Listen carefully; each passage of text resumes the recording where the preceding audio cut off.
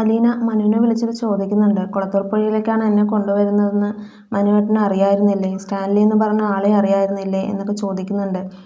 അപ്പോൾ എനിക്കറിയാം, അലീനയുടെ പപ്പയാണെന്ന് എനിക്കറിയാം. പക്ഷേ അത് പറയാൻ നമ്മളെല്ലാം ഒരു ഞാണിമ്മി കളിയല്ലേ ഇപ്പോൾ കളിച്ചുകൊണ്ടിരിക്കുന്നത്. അത് തകർന്നു വീണ കുടുംബം മൊത്തം തകരില്ലേ? അതുകൊണ്ടാണ് ഞാൻ നിൻ്റെ അടുത്ത് പറയാതിരുന്നത് എന്നൊക്കെ പറഞ്ഞിട്ട് അലീനയുടെ അടുത്ത് പറയുന്നുണ്ട്. അലീനയാണെങ്കിൽ മനുവിനെ കുറ്റപ്പെടുത്തുകയാണ് ചെയ്യുന്നത്. എൻ്റെ അടുത്ത് ഒരു കാര്യം പറയായിരുന്നു, എന്നോട് ഒരു സൂചനയെങ്കിലും തരായിരുന്നു. ഞാനിപ്പോൾ എവിടെയോ വന്ന് പെട്ട പോലെയാണ്. ഒരു ചതുരംഗ കളി പോലെയാണ് എൻ്റെ ജീവിതമായില്ല. ഓരോരുത്തരും അങ്ങോട്ടും ഇങ്ങോട്ടും എന്നിട്ട് തട്ടുകയല്ലേ. പാല എന്നുള്ള കോളത്തിൽ നിന്ന് ഇപ്പോൾ എന്നെ കുളത്തൂർ പുഴ എന്ന കോളത്തിലേക്കാണ് എത്തിച്ചിരിക്കുന്നത്. ഇവിടെ സ്റ്റാൻലി പപ്പയ്ക്ക് ആരൊക്കെ ഉണ്ടെന്നോ ഇവരൊക്കെ ഉണ്ടെന്നോ എനിക്കറിയില്ല. ഇനി ഇവിടെയും കുടുംബ വഴക്കാവില്ലേ? എന്ത് ഞാൻ ചെയ്യണം, എങ്ങനെ ചെയ്യണമെന്നോ ഒന്നും എനിക്കറിയില്ല എന്നൊക്കെ പറഞ്ഞിട്ട് അവൾ ഓരോ വിഷമങ്ങളൊക്കെ പറയുന്നുണ്ട്. മനുവാണെങ്കിൽ സമാധാനിപ്പിക്കുകയൊക്കെ ചെയ്യുന്നുണ്ട്. എല്ലാം ശരിയാവും, കുറച്ചങ്ങ് പോകെ എല്ലാം ശരിയാവും എന്നൊക്കെ മനു പറയുന്നുണ്ട്. അത് കേട്ടപ്പോൾ അലീനയ്ക്ക് ഒരുപാട് സമാധാനമുണ്ട്. മനുവിൻ്റെ അടുത്ത് സംസാരിച്ചപ്പോഴാണ് എനിക്കിത്തിരി സമാധാനമായത് എന്നൊക്കെ പറയുന്നുണ്ട്. വൈജയന്തി തിരിച്ച് വീട്ടിലേക്ക് പോയിട്ടുണ്ട് എന്ന് പറയണം. അത് കേട്ടത് അലീന ആകെ ഷോക്കായി നിൽക്കുന്നുണ്ട്.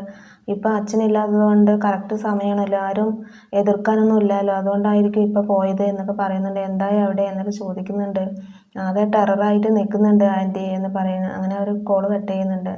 അത് കഴിഞ്ഞതും അലീന രോഹിത്തിനെ വിളിച്ചിട്ടൊക്കെ സംസാരിക്കുന്നുണ്ട്. അവിടെയുള്ള കാര്യങ്ങളൊക്കെ ചോദിക്കുന്നുണ്ട്. എവിടെയാണ്, എന്താണ് സ്ഥലം, ആൾക്കാരൊക്കെ എങ്ങനെയുണ്ട് എന്നൊക്കെ ചോദിക്കുന്നുണ്ട്. അപ്പോൾ ഒന്നും അറിയില്ല, എല്ലാവരും പരിചയപ്പെട്ട് വരുന്നതേ ഉള്ളൂ, ഇവിടെ 5 ആണുങ്ങൾ മാത്രമേ ഉള്ളൂ എന്നൊക്കെ പറഞ്ഞിട്ട് പറയുന്നുണ്ട്.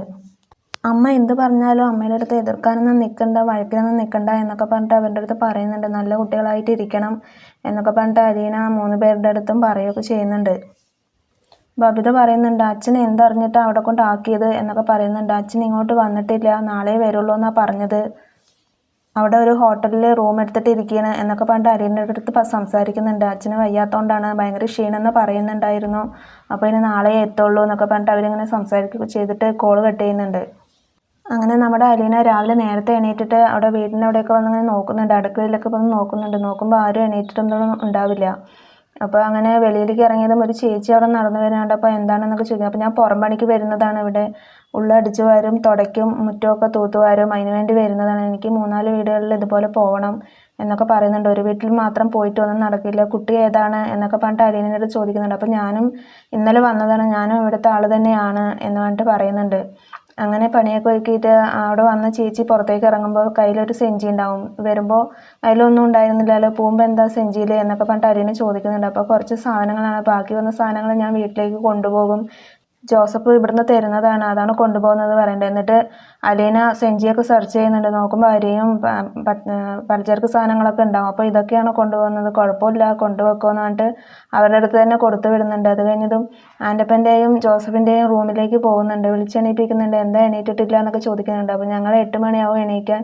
ഒരു ചായ കൊടുത്ത് കേണൽ സാബിന് ഒരു ചായ കൊടുത്തു കഴിഞ്ഞാൽ പിന്നെ 10:30 രാവിലത്തെ ഫുഡ് കഴിക്കാൻ വേണ്ടിയിട്ട്. അതുകൊണ്ട് ഞങ്ങൾ മെല്ലെ എണീക്കാറുള്ളൂ എന്നൊക്കെ പറയുന്നുണ്ട്.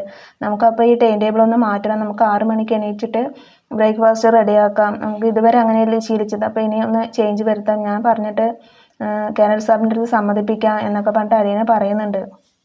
പിന്നെ നമ്മുടെ അലീന പറയുന്നുണ്ട്, ഇവിടെ ഒരു ചേച്ചി വന്നിട്ടുണ്ടായിരുന്നു, അപ്പോൾ ആ ചേച്ചി ഇങ്ങനെ സാധനങ്ങളൊക്കെ കൊണ്ടുപോയി എന്നൊക്കെ പറയുന്നുണ്ട്. അപ്പോൾ ജോസഫ് പറയുന്നുണ്ട്, അതെ അവർ എപ്പോഴും വരുന്നതാണ്, അവർ പാവപ്പെട്ടവരാണ്, അതുകൊണ്ടാണ് ഇവിടെയുള്ള സാധനം കൊടുത്തു വിടുന്നത് എന്ന് പറയുന്നുണ്ട്. അപ്പോൾ കേണൽ സാബിന് അറിയോ ഇങ്ങനെ കൊടുത്തു വിടുന്നത് എന്നൊക്കെ ചോദിക്കുന്നുണ്ട്.